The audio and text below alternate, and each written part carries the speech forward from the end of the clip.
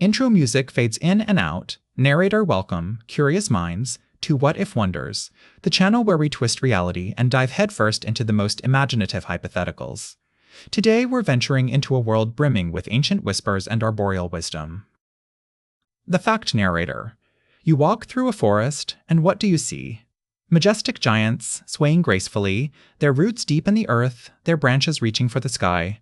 They seem silent, still, endearing. But beneath that serene exterior, scientists have discovered a secret world of communication so intricate, it's almost magical. Trees, you see, aren't just isolated individuals. They're part of a vast underground network, often dubbed the Wood Wide Web. Through intricate fungal networks connecting their roots, and by releasing chemical signals into the air, they share resources, warn each other of pests, and even help their struggling neighbors. They're constantly talking, sharing, supporting each other in a symphony of silent signals. It's a deep, complex, slow conversation happening all around us, all the time. IR. 2. The what if question narrator. But what if their whispers weren't just chemical signals? What if those rustling leaves weren't just the wind but the murmur of voices? What if one ordinary morning we suddenly woke up and could understand every creak, every sway, every rustle, every single word spoken by the trees? What if we could literally speak to trees? The story unfolds narrator. Imagine the day it began. Perhaps it started subtly, a feeling, a vague understanding of the ancient oak in your backyard. Then, a distinct thought, a slow, deep voice, resonating not in your ears, but in the very core of your being. Thirsty, it might have rumbled, or, the sun feels good today. At first, it would be dismissed as imagination, a trick of the mind. But then, as more and more people reported hearing similar things, from the tiny saplings in city parks to the towering redwoods, the truth would dawn. The world had changed overnight. Panic, awe, disbelief. A maelstrom of emotions would sweep across humanity. Scientists would scramble, linguists would be baffled, but there would be no denying it. The trees were talking, and we could finally understand.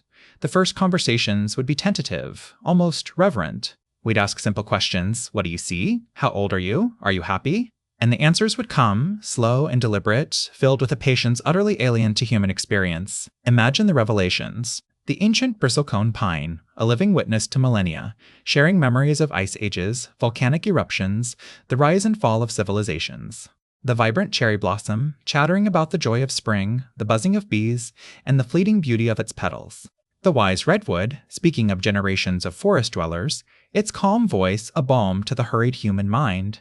Suddenly, forests wouldn't just be natural resources or pretty scenery, they'd be living libraries, ancient storytellers, quiet observers of history. Every tree, an individual with a distinct personality, a unique history, and a voice as singular as our own.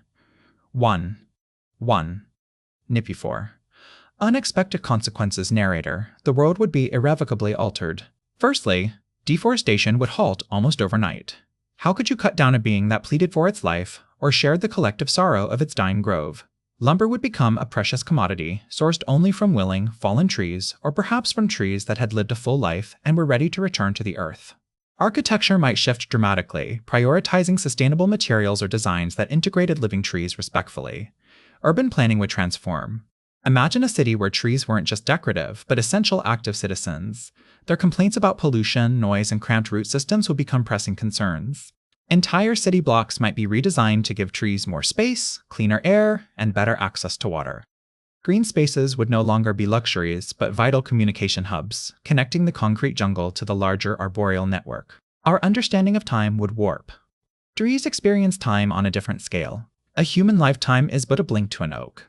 Listening to their slow, deliberate thoughts would force us to slow down, to consider the long-term impact of our actions, to appreciate the profound patience of nature. We might learn to truly think in centuries, not just years.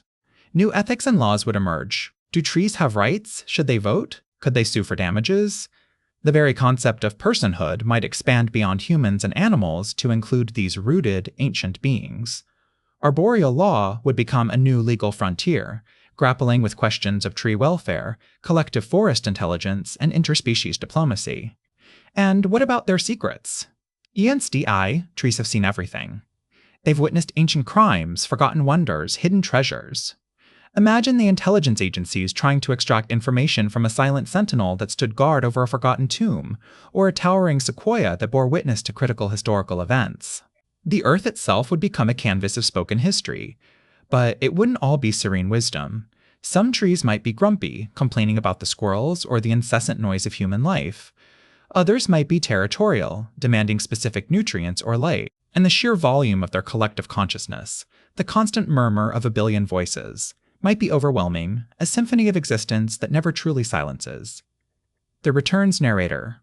Coming back to our reality, it's easy to feel a pang of longing for such a world. While we can't verbally speak to trees, the fact remains they do to communicate. They are as interconnected. They are complex, living entities that sustain our planet, provide the air we breathe, and silently witness the passage of time. Perhaps, even without hearing their words, we can still learn to listen, to observe their health, to protect their habitats, and to understand their silent signals of distress or well-being. Maybe, in a way, we already speak to them through our actions, our care, and our respect. Or Mises. Sees. Call to action to narrator, what do you think? If trees could talk, what would be the first question you'd ask?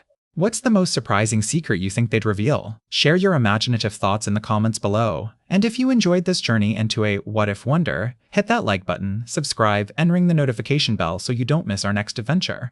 Until then, keep wondering and keep exploring. Outro music fades in.